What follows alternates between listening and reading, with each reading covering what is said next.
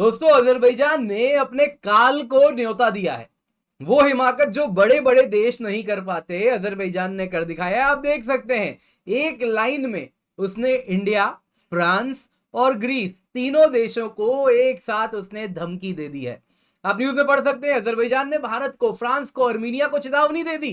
कहा कि हमें दिख रहा है क्या तुम कर रहे हो, और हम हाथ पे हाथ धर के नहीं बैठे रहेंगे।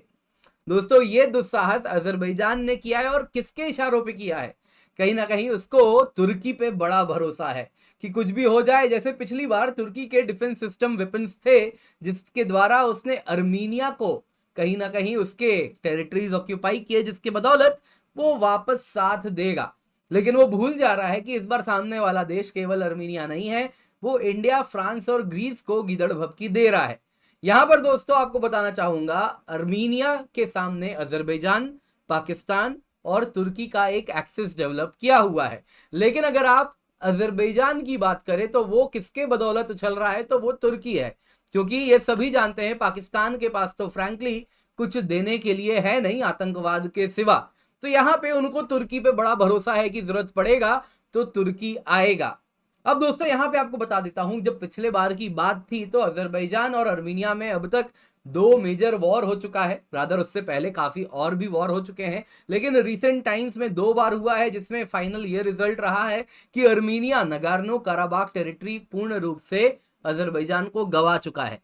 वो क्यों हुआ था? क्योंकि वो अब तक रशिया के ऊपर भरोसा कर रहा था, लेकिन अब उसने अपनी पूरी की पूरी रणनीति बदल ली है। उसने भारत, फ्रांस के ऊपर भरोसा दिखाना शुरू किया है, और अर्मीनिया भी इस बार तैयार है। वो भी साफ साफ कह रहा है अजरबैजान को कि पिक्चर तो अभी बाकी है, क्योंकि अभी अगली बार जब वॉर होगा तो कहानी कुछ और होगी।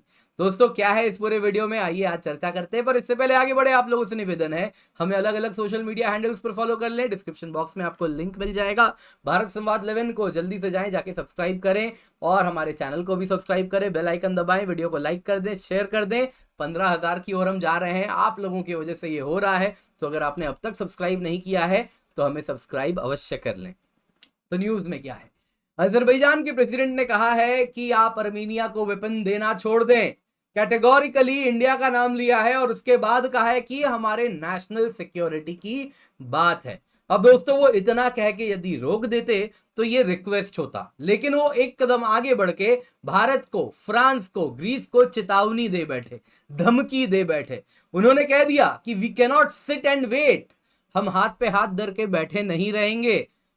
कैसे? फ्रांस, इंडिया, ग्रीस तीनों का नाम लिया और कहा कि ये अर्मीनिया को वेपनाइज कर रहे हैं, और अगर आप ये उम्मीद कर रहे हैं हाथ पे हाथ धर के बैठे रहेंगे तो ऐसा नहीं होगा। इतना ही नहीं दोस्तों, यहाँ पे अर्मीनिया, अजरबैजान की क्या कहानी चल रही है आपको बता देता हूं। अर्मीनिया 19th सेंचुरी से, 1800 से अगर आप देखें तो रशिया पे ऊपर निर्भर करता रहा है, वही उसका सिक्योरिटी गारंटर भी रहा है। उसने रशिया के साथ CSTO, collective security treaty organisation भी साइन किया था। लेकिन उसके बाद 2020 में नगार्नो काराबाख में वॉर होता है। रशिया कहता है कि देखो भाई, नगार्नो काराबाख क्योंकि डिस्प्यूटेड टेरिटरी है, तो इसमें जो वॉर हो रहा है उसमें मैं कुछ नहीं करूंगा, तुम आपस में सलट लो। In short, Russia security guarantor तो होता है, लेकिन अजरबैजान के तरफ कहीं ना कहीं उसका टिल्ट हो जाता है। और इसके साथ अगर आप देखें तो 2022 में पुनः जब ये युद्ध होता है तो उसमें रशिया न्यूट्रल पूर्ण रूप से हो जाता है, और बड़े इलाके नगार्नो काराबाख के आप देखें तो अर्मीनिया खो बैठता है अजरबैजान को। रशिया भी यूक्रेन वॉर में इस वक्त बिजी होता है। 2023 आता है, वापस से रातों रात गोलीबारी होती है, एक ब्लिट्जक्रीग जैसा ऑपरेशन होता है, और पूरा नगार्नो काराबाख अर्मीनिया के हाथ से निकल जाता है। अब दोस्तों, यहां पे पुतिन ने फ्रॉड भी किया है, आपको बता देता हूं। 2023 में अजरबैजान के प्राइम मिनिस्टर ने, सिक्योरिटी काउंसिल सेक्रेटरी ने कहा है कि रशिया ने हमसे पैसे ले लिए लेकिन वेपन सप्लाई नहीं किया। कई मिलियंस ऑफ डॉलर्स के ये वेपन्स थे, जो कि पैसे जा चुके हैं रशिया के पास, लेकिन वेपन्स नहीं आ रहा। और इसके साथ अगर आप देखें तो मॉस्को रिफंड भी नहीं कर रहा। इतना ही नहीं दोस्तों, अगर आप देखें तो यहाँ पे अजरबैजान का ये जो आप आर्टसाक रीजन देख रहे हैं, जिसको नगार्नो काराबाख कहते हैं, ये पूर्ण रूप से अब अजरबैजान के टेरिटरी में आ चुका है। और आप देख सकते हैं कि जितने भी यहाँ पे अर्मीनियन जितने भी यहाँ पे प्रेजेंस था, फिर वो सेक्रेटेरिएट बिल्डिंग्स हो, ऑफिस हो, सब पे अजरबैजान का झंडा लग चुका है। और अगर आप रिसेंटली देखें तो अब क्या हो गया है, अजरबैजान ने पूरा कंट्रोल ले लिया है काराबाग पे। और अब यहाँ पे ये जो नया मैप है जिसमें अगर आप देखें तो ये अजरबैजान, नगार्नो काराबाग पूर्ण रूप से अजरबैजान का हिस्सा हो गया है। तो अब वापस से बॉर्डर ड्रॉ किया जा रहा है अजरबैजान और अर्मीनिया के बीच में। अब इसमें अगर आप देखें तो 2 दिन पहले की न्यूज है, ये पहला बाउंड्री डिमार्केशन का कार्यक्रम शुरू हो गया है, पहला बॉर्डर मार्कर प्लेस भी कर दिया गया है। लेकिन यहाँ पे अजरबैजान अर्मीनिया को आर्म ट्विस्ट किया है। उसके 4 गांव जो कि अर्मीनिया के पास थे, अजरबैजान कहता है कि ना जी ये तो अर्मीनिया के इलीगली ऑक्यूपाइड था, वो 4 गांव अजरबैजान को अर्मीनिया को लौटाना पड़ा है।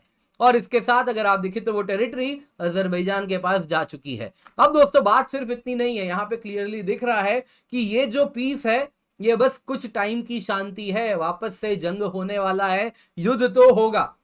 अजरबैजान दोस्तों यहाँ पे अपने नक्शीवन एक्सक्लेव, आप देख रहे हैं दोस्तों ये पूरा अजरबैजान है, ये ऑरेंज कलर में आप अर्मीनिया देख रहे हैं।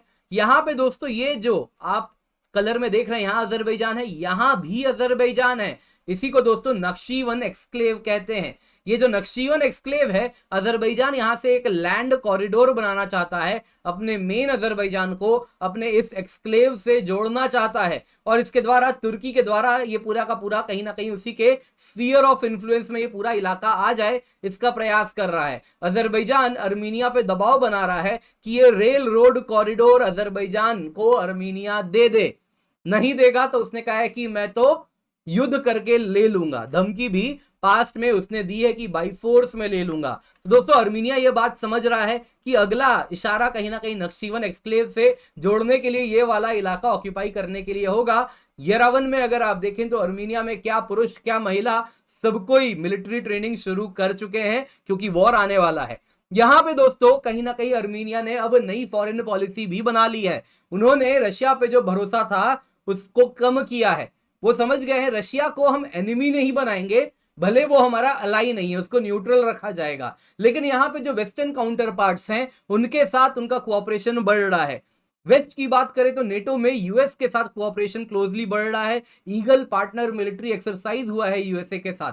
अब पूर्ण रूप से वेस्ट पे भी ना चले जाएं तो इससे रशिया नाराज हो सकता है, दुश्मन बन सकता है। तो इसलिए इंडिया और ईरान को भी लेकर के आ गए हैं जिसपे रशिया भरोसा करता है। फ्रांस भी अगर आप देखें तो वो नेटो का सदस्य है लेकिन स्ट्रेटेजिक ऑटोनॉमी रखता है, तो उस पर भी अब अर्मीनिया अपनी क्लोजनेस उसके साथ भी बढ़ा रहा है। यानी जो है ना कहावत don't place your eggs in one basket, वो पूर्ण रूप से डाइवर्सिफाई कर चुका है। जैसे इंडिया करता है कुछ वैसे ही उसने अपना डाइवर्सिफिकेशन नई फॉरेन पॉलिसी में मिलिट्री और डिफेंस रिलेटेड जितने भी उसके कोऑपरेशन हो रहे हैं उसमें उसको देखने मिल रहा है। अर्मीनिया बैलेंस भी कर रहा है अपने वेस्टर्न टाइज को और रशिया के जो मित्र हैं उनके साथ भी। यहाँ पे दोस्तों अर्मीनिया, इंडिया, ईरान की बात कर लेता हूं। इंडिया ने काफी चीजें दी है, जैसे पिनाका एंटी टैंक मिसाइल्स दिया है, ड्रोन्स दिया है, म्यूनिशन दिया है, आकाश मिसाइल दिया है। ये सारे सप्लाईज अगर आप देखें तो ईरान के रास्ते से ही जा रहे थे कुछ इस प्रकार से। अभी रिसेंटली एक न्यूज आ गई थी, है ना, मैं जिस चैनल में काम करता था वहां पे कवर भी किया गया ये वीडियो, कि ईरान ने ऑब्स्ट्रक्ट कर दिया है इंडियन हाउविट्जर्स के शिपमेंट को रशिया के इन्फ्लुएंस में। दोस्तों ये पूरा का पूरा न्यूज अगर आप देखें ना तो he said she said type था। उसने कहा, इसने कहा, ऐसा सुनाई दिया, ऐसा लगा, ढूंढते रह जाओगे और कहीं से कोई कंफर्म्ड रिपोर्ट ऐसा नहीं मिलेगा। ये कहीं ना कहीं अगर आप देखें तो एक प्रकार का डिसइंफॉर्मेशन कैंपेन चल रहा था। अजरबैजान कंटिन्यूअसली करा रहा है, जो मिलिट्री इक्विपमेंट्स वगैरह को कवर करते हैं, इंडियन डिफेंस इक्विपमेंट्स को कवर करते हैं, वो सारे जो जर्नलिस्ट हैं, बड़े बड़े यूट्यूब चैनल्स हैं, उन सब में आप जाओगे उनको पैसा दिया जा रहा है। उन्होंने कवर किया है कि हमें आप इंडियन वेपन्स को खराब कहो, है ना, ये सारे पिनाका के बारे में नेगेटिव कहो, वैसे ही आकाश के बारे में नेगेटिव कहो, बदले में पैसे वो दे रहे हैं। तो इस प्रकार का जो डिसइंफॉर्मेशन कैंपेन चलाया जा रहा था ये कुछ वहीं से आ रहा है। ये बात आपको समझना होगा, ये न्यूज कंफर्म नहीं है। यहाँ पे दोस्तों ईरान भी एक बात समझ रहा है, अगर वो अर्मीनिया को बचाना उसके भी इंटरेस्ट में है, क्योंकि ईरान में भी यहाँ पे जो अजेरी लोग रहते हैं वो इजराइल के लिए काम करते हैं।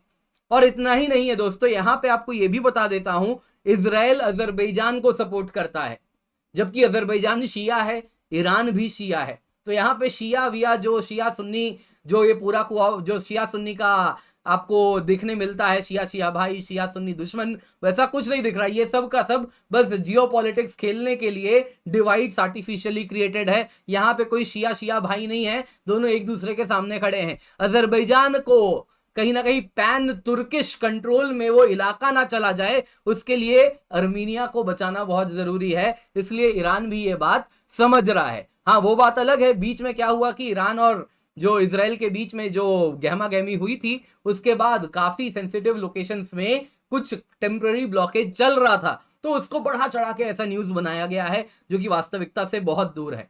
दोस्तों, यहाँ पे आपको एक बात समझना होगा, अर्मीनिया अपने जो डिफेंस एक्सपेंडिचर है वो कंटिन्यूअसली डबल कर रहा है।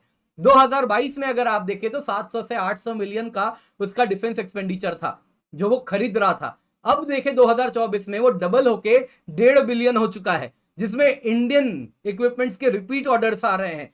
लैंड लॉक्ड अर्मीनिया है, वो इकोनॉमिक कोऑपरेशन भी ईरान के साथ बढ़ाना चाह रहा है चाबहार पोर्ट के माध्यम से, तो इसलिए यहाँ पे कोऑपरेशन कई मल्टी फेसेटेड है। तो ये सारा न्यूज से सतर्क रहना बहुत आवश्यक है।